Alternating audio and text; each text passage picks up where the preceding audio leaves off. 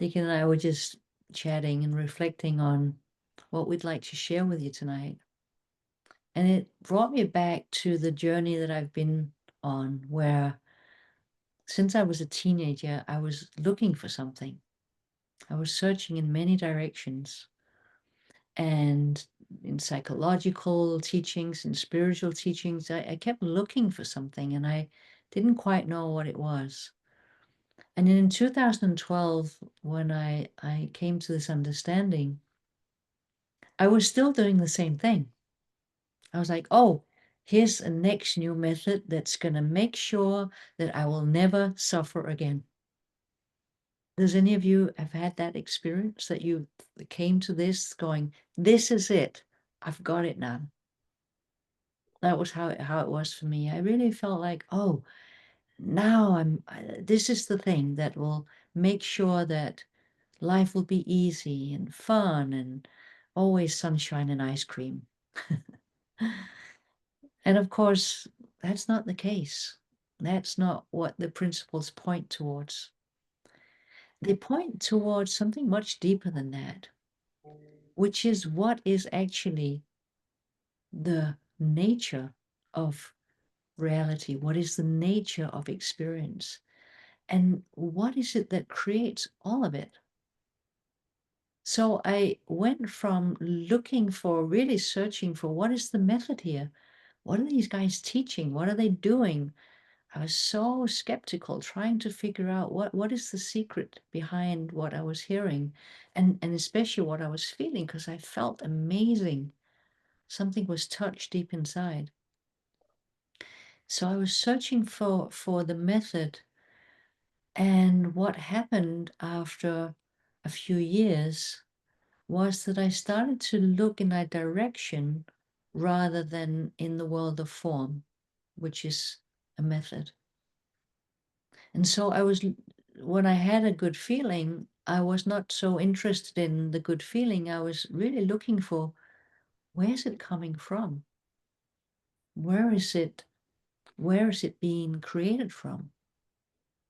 And the same when I was in a difficult experience, difficult feeling, I went, oh, I wonder what creates that. So there's a constant direction that I was going, that I was reflecting on, that keep looking towards, what does the creating? And that was so completely different from anything I'd ever done before. And as a psychotherapist, I'd done a lot of searching and a lot of different methods. So it really turned everything upside down when I saw in the direction of, what does the creating? Now, I've had a last couple of months that have been, got one on one chin and then on the other one. There's been a lot of life doing what it sometimes does. Really, with the three closest people around me, it's been very, very challenging. And so it's really important for us to see that a life of ease doesn't mean that life stops doing what it does. If you're looking for that, I don't know where to go, but if you're looking for a way to find a place from inside of yourself where life is easier because you know what is doing the creating, then you've come to the right place. So I've noticed during the past few months, and even today, I just had some news that was really difficult. I've noticed that because I don't get frightened by the drama of it, I don't get pulled into it, I'm able to make much clearer decisions about what to do. There's something inside that isn't moving.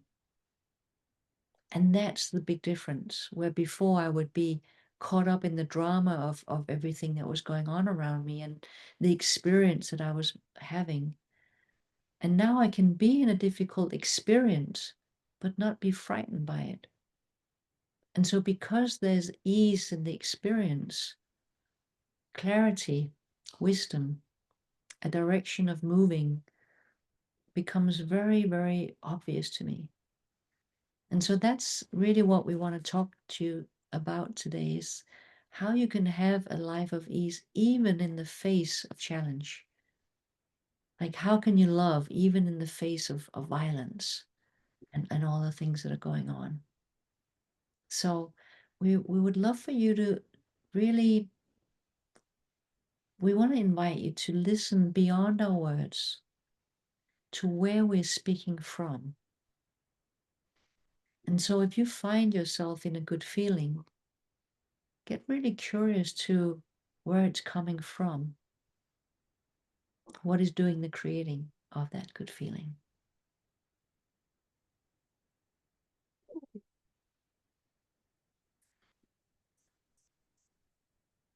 You don't have to convince people that life is a contact sport.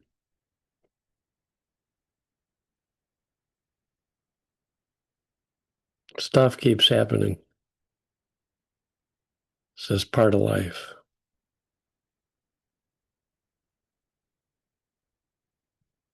I'm at an age where every day I hear about friends who are suddenly having some kind of enormous challenge, or friends dying.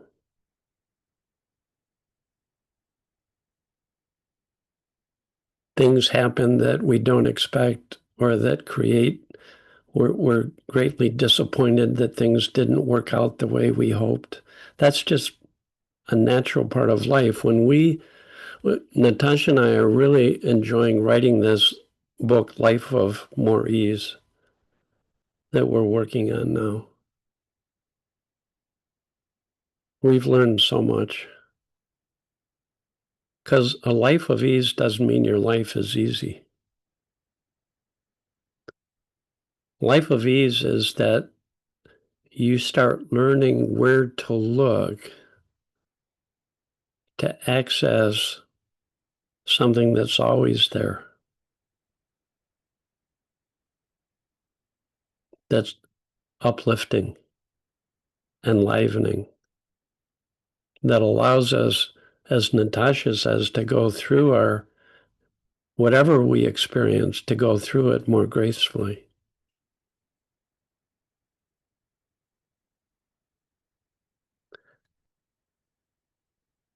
We all get lost. I don't know anybody who doesn't. Sid Banks would get lost. We all get lost. What does that mean? At some point when stuff is happening around us, we get caught up in our thinking about it. Everybody. One time we said, Sid, come on, what's the deal? Why, even after we've learned these principles, why is it that at times we all get lost? We all get caught up. We all start getting caught up in negative thought and thinking it's true and suffering. What's the deal? And his answer really surprised me. He goes, oh, well, getting lost is the most natural thing in the whole world. I said, well, what do you mean? And he said, well, because we're spiritual beings born into a physical body, we open our eyes and we see things. We see objects, we see people, we see trees, we see things. And the intellect is built so we'll start conceptualizing about anything we see. So if you look into the world of form, you're going to think more and have more concepts about it. He says that's always going to be true as long as we're in a physical body. And pretty soon you have moments where you start thinking you're living in the world of things. You're living in the world of form, that only what you can see is what is true and matters. So the three principles remind us that what we can see is a small percentage of our world. Very small percentage. Scientists are saying it's 4% of our universe. We're connected to an infinite field of life energy. When Sid has enlightenment experience, he said there's three fundamental qualities to this infinite field of life energy. It's intelligent. It knows how to create everything and operate what it creates. It's right now, it's living us. It's the life energy that's pumping my heart, that's breathing me, that's generating mental activity. It knows how to do that. Knows how to create life. So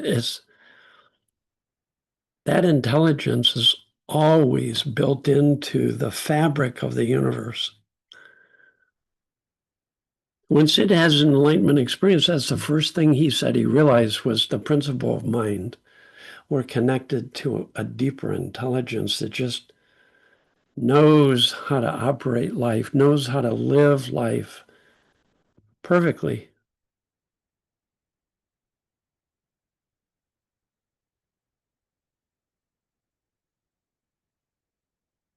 This infinite field is not only intelligent and wise, it's conscious, so that everything that's created has awareness, is created from awareness, is aware. This infinite field, scientists and spiritual teachers all agree, is full of creative potential. That out of this infinite field of formless energy, everything comes. It's what Natasha is pointing toward, of looking toward where it's coming from. It's coming from wisdom, from conscious space, from creative potential. So we said, Sid, why do we get so lost? He says, we look out at the world of form and we keep thinking about it. Our thoughts and feelings that we can recognize are in the world of form. So you can think about your thinking. When I learned the principles, I did a lot of thinking about my thinking. I did a lot of thinking about my feelings. And Sid says the only cure for getting lost, the only way to find your true self, the only way to wake up to your spiritual nature, the only way is to look within, beyond the form of your thinking content. Let go of everything you think. Go beyond everything you think. Every talk Sid gave, you'd say you have to go beyond the words, you have to go beyond concepts, beyond beliefs, beyond ideas, or you'll never discover the beauty and vastness that we're connected to, that we're part of.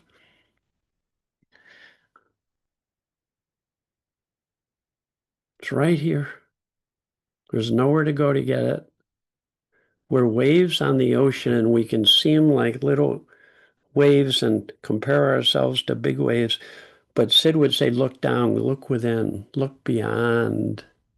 He said, not within your body, beyond your body. What's that mean? Well, beyond any concepts of body, beyond any concepts of who you think you are, beyond concepts that create your feelings and what you're feeling. Beyond that, he'd say, step before the five senses. Now, each of us has to find out that there are already times when we stop thinking about life and we're just resting in the present moment. We're not paying attention to our thought content. We're just present.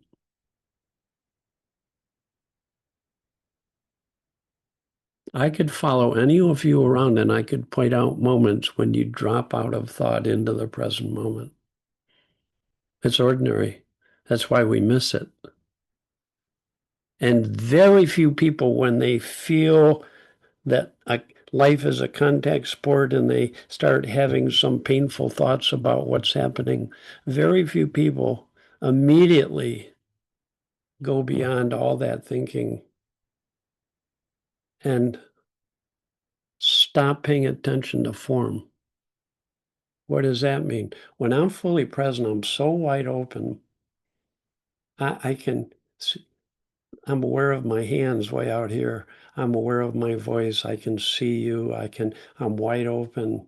I'm not focused and concentrated on anything. That's presence, our natural state. Look at a baby. You'll see what presence looks like. Just wide open to everything. Not caught up in and focusing on anything. Present. There's no concentration in presence.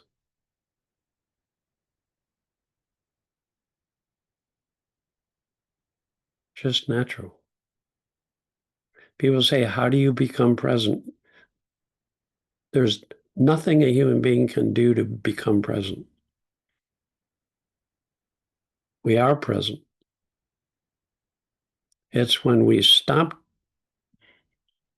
engaging in form that presence is natural. Now, here's the deal. This is what's so cool about learning these principles. You begin to learn that whenever you feel tension of any kind, I don't care what it is, for any reason, for any kind of tension, it means you're starting to focus on form in a way that's not helpful. You're caught up in thought. You're paying attention to ideas, beliefs, and concepts. You're caught up in idea, in your story. And the feeling then becomes the best thing ever. It's a wake-up alarm clock. Thank God I feel stressed. Thank God I feel upset. It's waking me up out of content, out of form, into presence.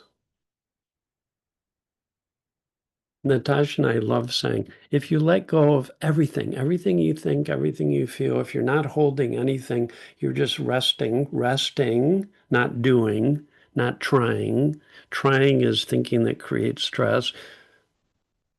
You're just resting. No effort, no trying, no searching, no doing, just present. If you let go of everything, what remains? What's always here? Like right now, if I'm not holding any thought in mind, I'm just present with you. I don't disappear.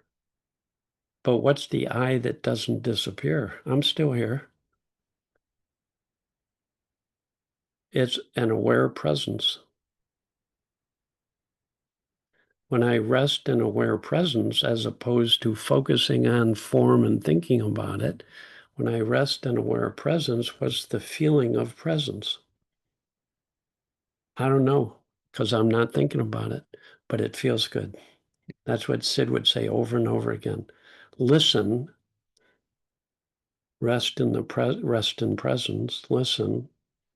You can't think and listen. You can't think and be present. Rest in presence.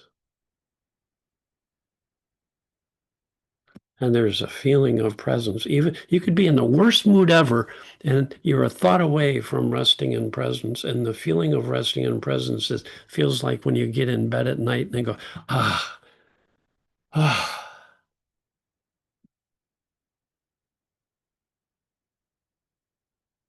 Just natural.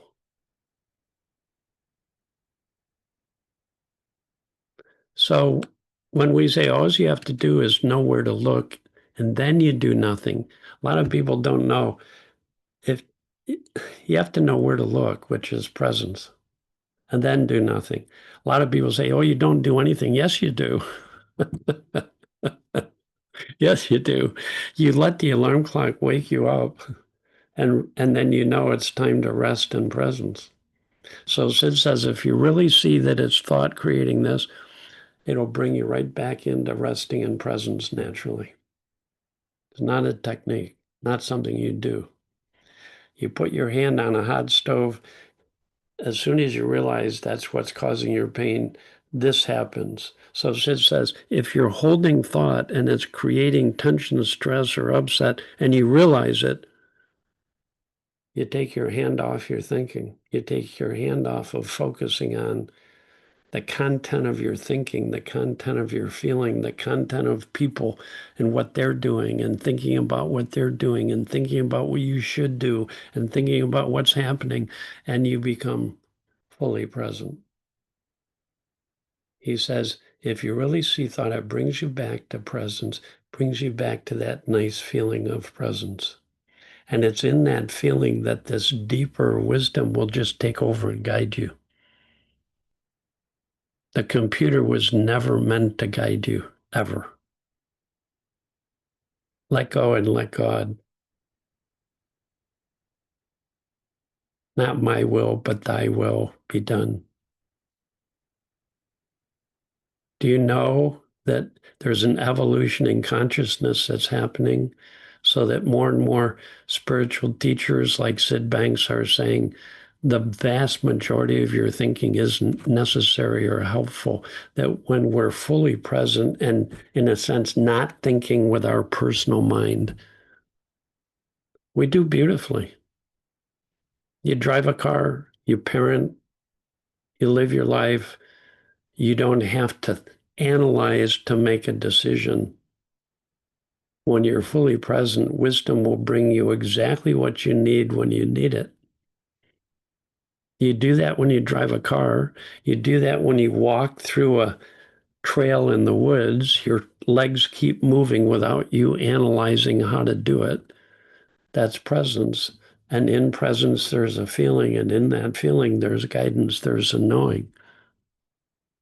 Do you know, I played sports. I played football, soccer, a good part of my early life. And I learned, like many, many athletes learn, when I'm fully present and not thinking about what to do and how to do it, is when I'm at my best. Why is that? Wisdom would take over. I didn't know that at the time. So when I got off the field, I didn't rely on wisdom to keep living me.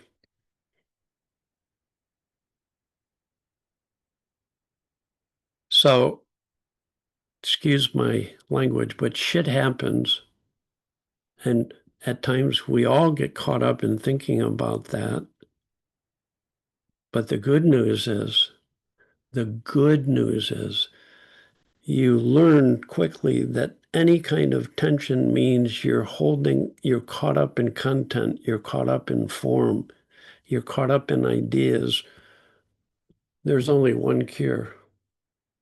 So Sid would say every human being is a thought away from what they're looking for. How far away is what's already here? How far away is the present? It's right here. Right here. You could be in the worst state of mind ever. You're a thought away from not holding thought, not giving your attention to form, being present. And then you learn that resting in presence is not avoiding a problem, denying a problem. It's letting wisdom take over. My friend Elsie Spittle would say, being mentored by mind becomes your teacher, your guide. 90 to 95% of the thinking we do is unnecessary to live your life fully. As a matter of fact, it just gets in the way. I'm finding out more and more I don't have to make life decisions. When I get quiet and present, wisdom makes those decisions.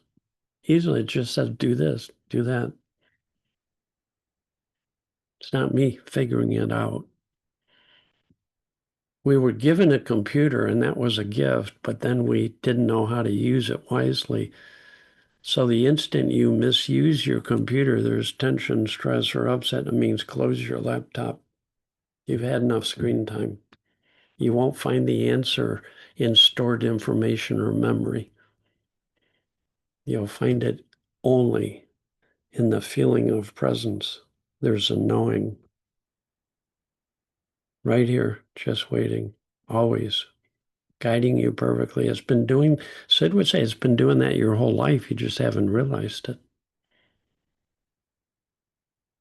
Tons of times, even when you're having the most difficult times in your life, at moments when you're present, you know when it's time to eat, you know when it's time to rest, you know when it's time to call a friend. It just occurs to you. That's wisdom guiding you.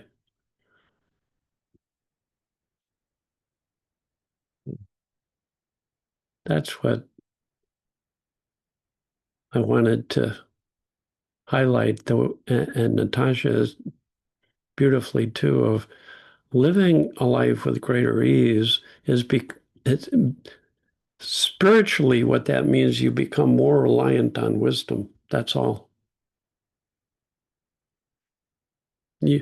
Less thinking that creates tension, stress, and upset, and more reliance on when I'm present and intellectually don't know what to do, wisdom knows exactly what to do. And Sid would say, don't ever take anybody's word for it. You find out that when you're fully present, you do better in any life situation, no matter what it is. Even in life and death situations, or especially in life and death situations, you don't want to be caught up in insecure thinking. That's why they say in case of emergency, stay calm. Stay calm. It's your birthright. It's right here. It's a thought away. That's one of the most radical teachings of Sid Banks. You are thought away from everything you're looking for. Presence is being open to life energy so it can flow through you. And remember, life energy is full of wisdom, full of consciousness, full of creative potential, full of it. You're full of it. You're full of it. No exceptions. No exceptions. You have as much contact with wisdom and consciousness and creative potential as any other human being. It's just the degree to which you're open to it. And no one can think the way to it. No one can think the way to love and wisdom. No one. You fall open, and wisdom brings you love and compassion and clarity and courage and kindness and whatever is needed in the moment, wisdom will bring you. I have no idea what it'll bring me, but I'm learning to trust when I'm not holding thought, it'll bring me exactly what I need, no matter what the situation. So I've learned nothing in my life that's more helpful in dealing with those incredibly challenging times is knowing that we're connected to this universal life wisdom that knows how to raise our spirits and guide us through. It's not a problem for wisdom to help guide you through a problem in your life. This same intelligence creates the universe and operates. It's not a problem to give you some wise guidance. So we try to bring that in our new book. We're trying to bring that idea down to earth, and we give lots of life examples, ordinary from our own lives. In our first book, we didn't do that. This book, we're doing that a lot. That's what we're working on finishing up in the book right now.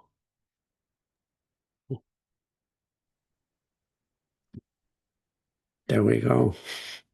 It's great news, isn't it? It's so simple. We are spiritual beings, but because we're born into a world of form and our five senses continue to tell us that it's real and it's the only reality, we move around in the world of form thinking that's all there is. Yet, for many of us, there's this little scent of or feeling for something that is our true nature, our spiritual nature. And so there's something that continues to sort of point us back home. There's a calling or a longing to relax into this presence that is who we are. Thing is that the world of form, it doesn't only speak loudly, it sometimes shouts. And so it becomes really easy to be pulled into the drama of the world of form, rather than staying home and responding naturally from this space. We're living, like Dicken said, we're living in this full potential of anything to happen. Yet our little minds go, oh, I can't possibly do that. Oh no, that's just for you guys, you're special people or special teachers, or oh, that person can do it. I can't. And we don't realize that we're living in this potential for anything.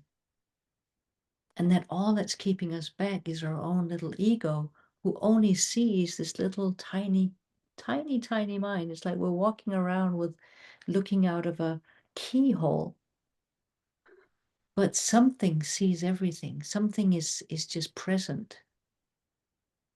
And we are that. It's not only that we're connected to it, we are the principles in action. And so what we do in our books, what we're doing in all our seminars, all our webinars, when we speak to people, is we guide people home. It's all that Dicken and I ever do. We do it in many, many different ways, but it's the only thing we do. We guide people back to presence, back to who you are beyond and behind the world of form. I am not this body. I am not my thinking. I'm not my feelings or my experiences. Like Dickens said before, I am that which has been aware of all of the thinking and feeling and experiences I've had in my entire life. But that awareness, that consciousness is untouched by anything I've experienced. And so when I come back to that, the I, the purity of who I am, which is part of the oneness of life, when I come back to that, I realize that love is what I'm made of. Love is what we're all made of. Love and peace. And so it becomes a futile pursuit to try and look for love and peace out there in the world. Love through a partner or love through anything.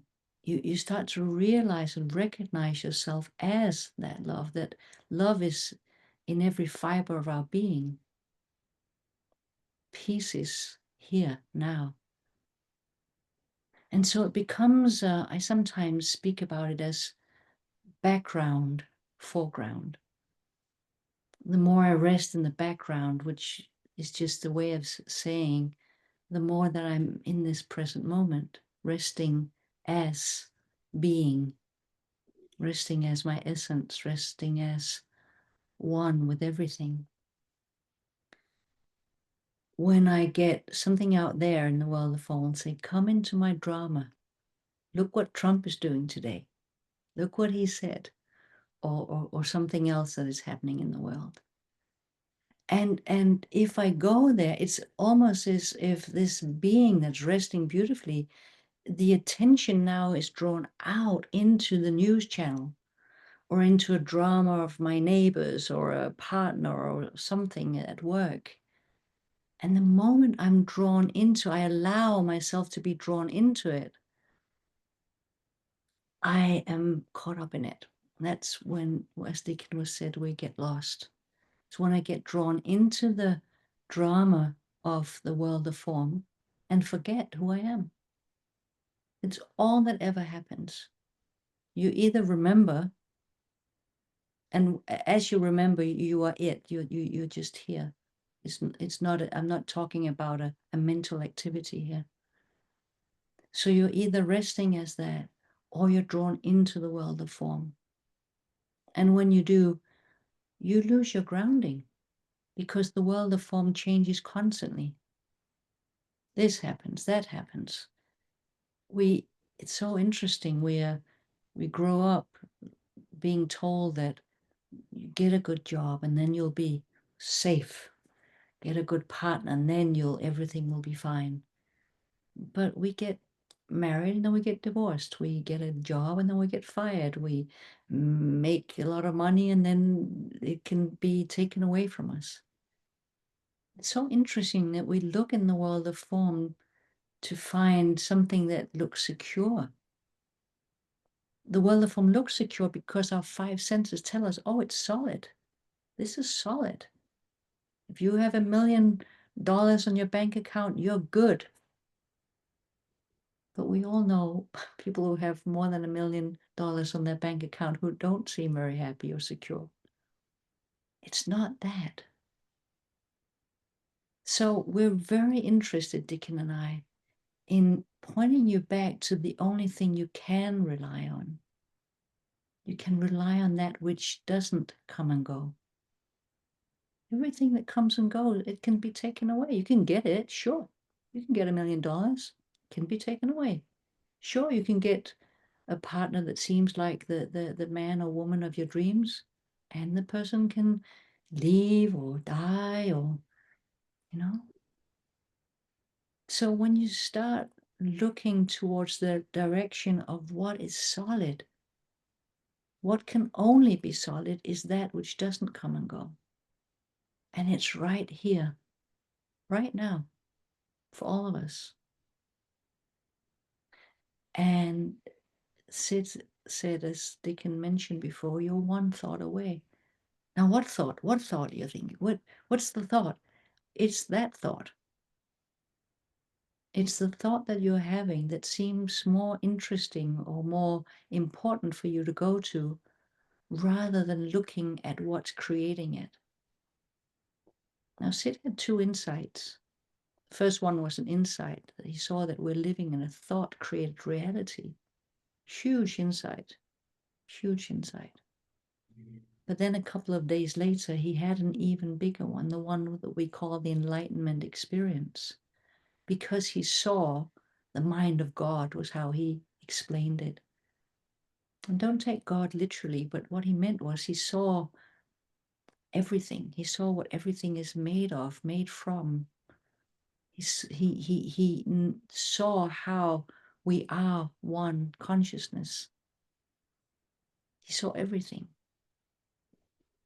And then he saw how we got lost, how we all get lost. And he even got lost once in a while because it's so easy. So that second insight has always been the one that's been, to me, the most mysterious, but also the most, the path that I am endlessly curious about and that I'm endlessly a student of, because it's a path deeper and deeper within the nature of who we all are. And so I love that I'll always be a student of this. There's no limits to how deep we can go into that. And so how do we know we're on the right track? How do we know that we're looking in that direction? Because there's a feeling. Some of you might notice it right now, a feeling of peace inside. So it's not necessarily a happy feeling or a neutral feeling. In fact, the word feeling or emotion is a psychological term. Sid was pointing deeper than that. It's not that, oh, I'm really happy now, I must be in the feeling that Sid was talking about. No, happiness comes and goes. It's great when it's here, when it visits, then it visits sadness, and then anxiety can visit, or depressive thinking can visit.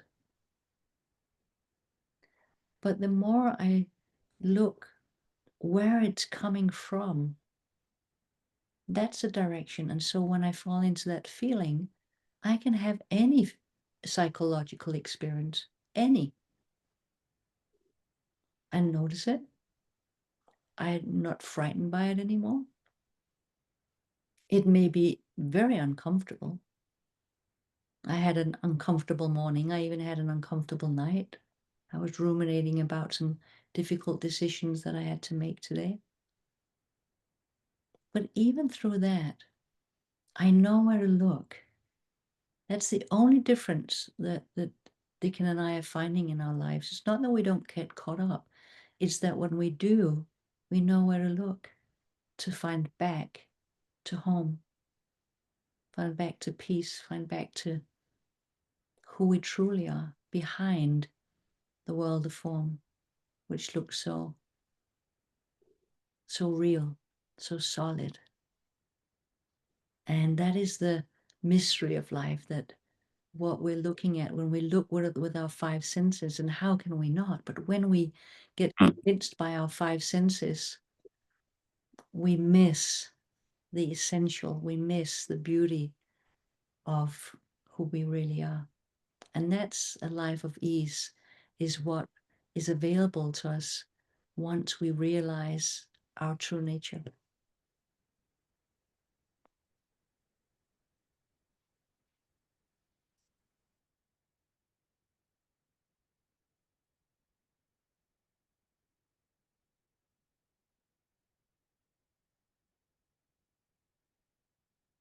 As ordinary as can be. I wake up in the morning, I'm present, I start thinking about everything I have to do during the day, and before you know it, I have a head full of thoughts and I start rushing. It's a very old thought habit of mine. I get rushing. And then the feeling is right there. Now that feeling of rushing is not a problem or a difficulty. It's letting me know I'm caught up in my thinking, and it's like an alarm to wake me up. And then I stop rushing. And then filling the pot of water for my morning coffee is beautiful. Just present, free of focusing on form, just presence. And then I make my coffee, and then I start making breakfast, and I start getting caught back up in my thinking, and it brings me back to presence. Then let's say I turn on the TV and I see the news, and I see about children being bombed, and I get terribly upset. And that feeling doesn't deny that. My understanding doesn't deny or judge or criticize that feeling, but the feeling invites me to open up to a deeper love and knowing. And then when I'm watching the news with presence, I know when to watch it and when to turn it off. I just know. I don't have to think about it. I just, okay, that's enough. I know that I can't be helpful to the world if I get caught up in my reactive thinking about the horrible things in the world. I can't be helpful any more than when I played football. If I get caught up in my upset about something, I can't play well, and I don't become a good team player, and I don't bring out the best in the people on my team and around me. I don't enjoy the sport anymore. Same in life. Right? And then we get news out of the blue. Everybody does. I get a phone call that my son has been hit by a car. He is 9 years old. I said, is he still alive? And the policeman said, I'm sorry, sir, I can't tell you that. Because at that time, it was a law that policemen couldn't make any kind of give any kind of medical advice at all, or they could be wrong and then they could get sued. So he said, I'm sorry, sir, I can't tell you. I thought he was dead. I'm freaking out. I've never been so frightened in my life. And I didn't even have a car, so I had to ask a friend to take me to the hospital. And on the way to the hospital, I'm so freaked out, I'm already at the funeral talking to people. And then I woke up. And then again, resting in presence. And when I rest in presence, when any time any one of us are resting in presence is when our common sense kicks in. And you know what occurred to me? It's going to be more helpful. If my son is still alive, it's going to be more helpful if I show up loving and present than if I'm all caught up in my personal thinking and freaking out. That's what occurred to me on the way to the hospital. And I got there before the ambulance arrived with my son. You can imagine my relief when I saw him and running up to him. But now I'm in a calmer, more present state of mind. And I said, I'm right here, buddy. It's going to be okay. He's in a coma, but I'm talking to him because he's hearing me. You can take this with anything in life. Thank God we have these feelings. They're friendly invitations. Natasha and I love that word. It's an invitation to let wisdom guide you, to let wisdom lift your spirits. I can't do that. I don't know how to do that. I can't create me as a physical body, and I get out of the way. We get our little egos out of the way, our little personal thinking out of the way, and you begin to see it's the greatest experiment you can ever do in your life. See that when you're resting in the present moment, you don't do better. You don't feel better and you don't do better. Find out. Sid would say, don't take my word for it. Don't take anybody's word for it. And unless you do that experiment, you'll never gain anything of benefit from these principles. You have to find out. You have to discover that there's a deeper intelligence than anything you can think. And that when you're not thinking, you don't become dumb and stupid. You become awake, alive, present, responsive from this deeper intelligence. Everybody, no exceptions. No exceptions.